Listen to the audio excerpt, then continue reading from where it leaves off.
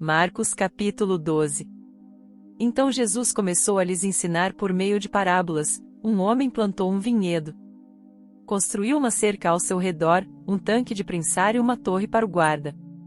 Depois, arrendou o vinhedo a alguns lavradores e partiu para um lugar distante.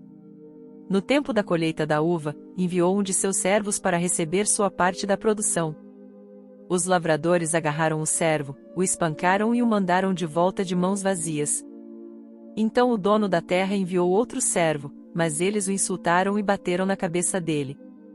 O próximo servo que ele mandou foi morto. Outros servos que ele enviou foram espancados ou mortos. Até que só restou um, seu filho muito amado. Por fim, o dono o enviou, pois pensou, certamente respeitarão meu filho. Os lavradores, porém, disseram uns aos outros, aí vem o herdeiro da propriedade. Vamos matá-lo e tomar posse desta terra. Então o agarraram, o mataram e jogaram seu corpo para fora do vinhedo. O que vocês acham que o dono do vinhedo fará? Perguntou Jesus. Ele virá, matará os lavradores e arrendará o vinhedo a outros. Vocês nunca leram nas Escrituras, a pedra que os construtores rejeitaram se tornou a pedra angular. Isso é obra do Senhor e é maravilhosa de ver. Os líderes religiosos queriam prender Jesus, pois perceberam que eram eles os lavradores maus a que Jesus se referia. No entanto, por medo da multidão, deixaram-no e foram embora. Mais tarde, os líderes enviaram alguns fariseus e membros do partido de Herodes com o objetivo de levar Jesus a dizer algo que desse motivo para o prenderem. Disseram: Mestre, sabemos como o Senhor é honesto. É imparcial e não demonstra favoritismo.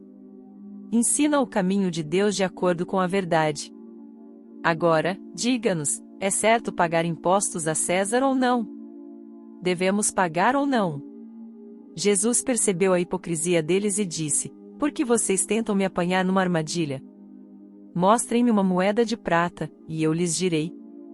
Quando lhe deram a moeda, ele disse: De quem são a imagem e o título nela gravados? De César, responderam.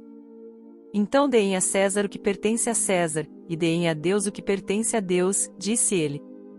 Sua resposta os deixou muito admirados.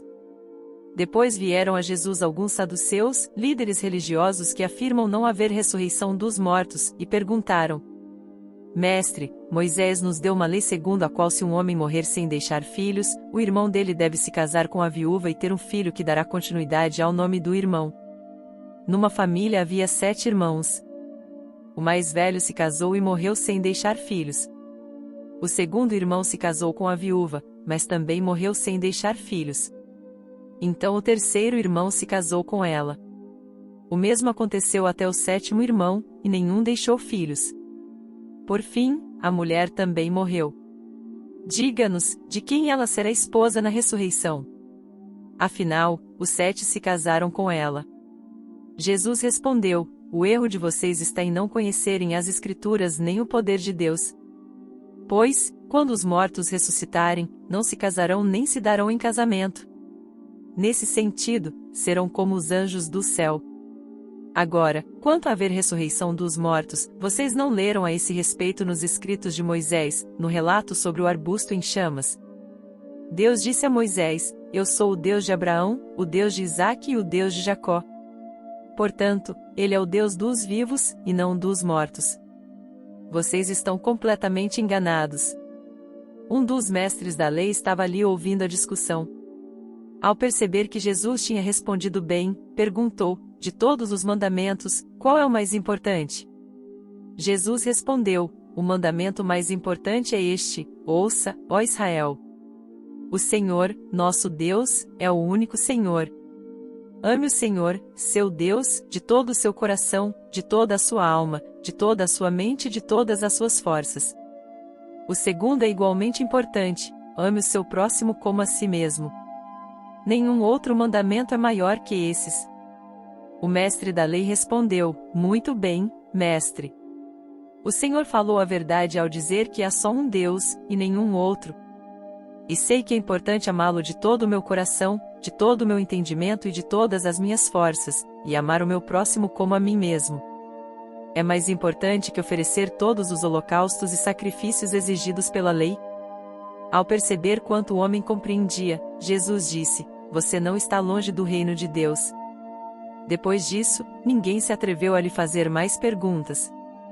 Mais tarde, enquanto ensinava o povo no templo, Jesus fez a seguinte pergunta: Por que os mestres da lei afirmam que o Cristo é filho de Davi? O próprio Davi, falando por meio do Espírito Santo, disse: O Senhor disse ao meu Senhor: Sente-se no lugar de honra à minha direita até que eu humilhe seus inimigos debaixo de seus pés. Uma vez que Davi chamou o Cristo de o meu Senhor, como ele pode ser filho de Davi? E a grande multidão o ouvia com prazer.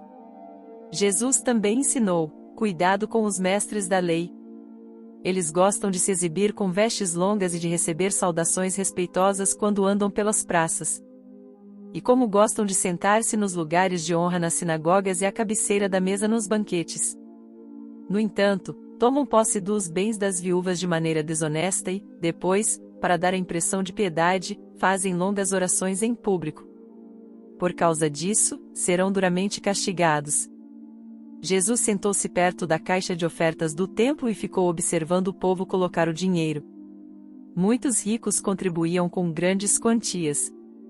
Então veio uma viúva pobre e colocou 2 moedas pequenas. Jesus chamou seus discípulos e disse: Eu lhes digo a verdade, essa viúva depositou na caixa de ofertas mais que todos os outros. Eles deram uma parte do que lhe sobrava, mas ela, em sua pobreza, deu tudo o que tinha.